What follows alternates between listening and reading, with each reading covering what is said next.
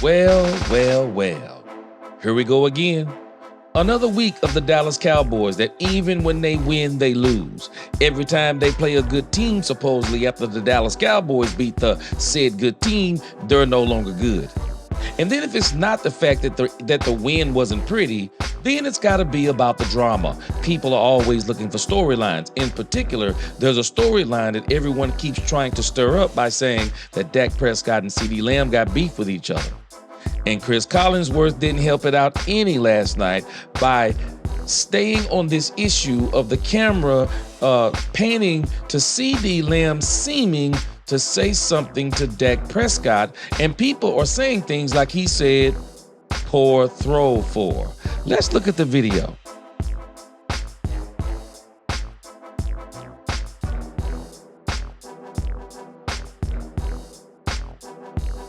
And from this video, everyone is saying that CeeDee Lamb was actually giving Dak Prescott the business. Or was he? Let's talk Cowboys. We're about to talk facts.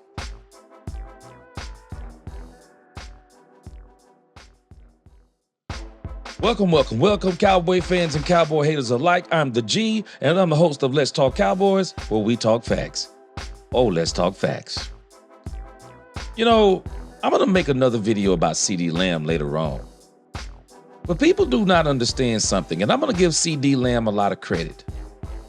Because CeeDee Lamb, I've been talking about this for 4 weeks, and now it's the 5th week. And I think that CeeDee Lamb is starting to get something that I said earlier. Not that he's listening to me, but I think he's starting to get something. He's a superstar. He's a superstar wide receiver that every time he plays an opposing team, they got a plan for him. And they feel like if they can take him away from Dak Prescott, then they can beat the team. Well, Dak Prescott proved something last night, that even if you take away CeeDee Lamb, we have ways to beat you. We got Hunter Lipke. We got Kevontae Turpin. We have, and I can't wait to talk about this later on, Jalen Tolbert. But as it applies to CeeDee Lamb, people may not realize, but CeeDee Lamb deserves a lot of credit last night. He only got, I think, 5 receptions for less than, 50 yards. But that was not because him and Dak were having problems. It was simply because the Pittsburgh Steelers determined that the Pittsburgh Steelers determined from the outset that CeeDee Lamb was not going to beat them. The same way that the Dallas Cowboys in actuality determined that the wide receiver on the other side, Pickens, was not going to beat them either. And so they both kind of had a game plan. And so CeeDee Lamb, him and Dak Prescott, they are fine. And CeeDee Lamb keeps killing all of this noise, all of this nonsense. But people keep they just want to stir it up in the media. But the real issue is Dak Prescott, they were covering CeeDee Lamb extremely hard, but from what I noticed, he kept running routes. He also made a couple of key blocks, especially in the first half. So CeeDee Lamb is understanding who he is. But I know as time goes on, once they loosen up defenses to realize we got Jalen Tolbert, we got Lipke, we got Kevontae Turpin, and I'm still hoping that Ryan Flanoy emerges from this also. You're going to see going down the stretch where CeeDee Lamb is going to absolutely start killing teams. But I want you to see this again because, for example, here looking on Twitter, there's a person called It's Temper, and he's just one of many who have been saying things like this. Just look at this right here. He says, "This is how your quarterback, Dak Prescott, acts when CeeDee Lamb tries to talk to him." Or he's asking the question, this is how your quarterback, Dak Prescott, acts when CeeDee Lamb tries to talk to him? What a quarterback and leader. It's amazing how people don't even know what's going on the sidelines, and they are saying things like this that makes absolutely no sense. And so I want to close out because the question was, what did CeeDee Lamb really say? What did CeeDee Lamb really say? Well, now let's look at what Mike Leslie said he said and then read his lips once you understand what Mike Leslie said he said. In case you came out of this thinking, CeeDee Lamb was talking smack to Dak Prescott. Read his lips again here. Jump balls, jump balls. I got you. Let me read that again. Jump balls, jump balls. I got you. How is that him mad at Dak Prescott? And then the other part of the video that this guy was talking about on this Chris Canty podcast. Do we not understand Dak Prescott didn't have his head down because he was shamed of the interception that he threw, when anyone who knows Dak Prescott knows he doesn't dwell on mistakes?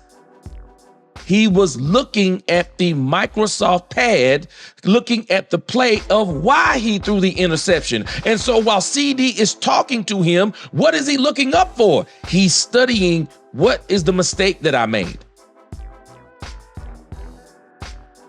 This is what happens when people just look for stories and try to sensationalize everything so that they can get likes, clicks, and whatever else it is that they do off the backs of the Dallas Cowboys.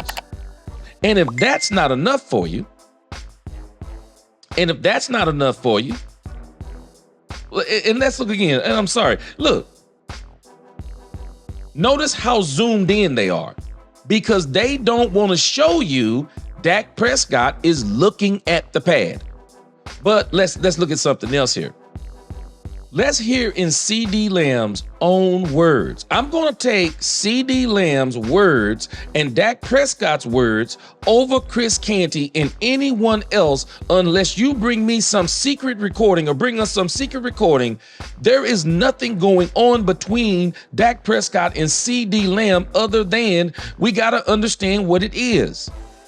They have not worked together as much as they wanted to because of the contract situation. And we're going to see that CeeDee Lamb and Dak Prescott, and I promise you against the Detroit Lions, you can book it.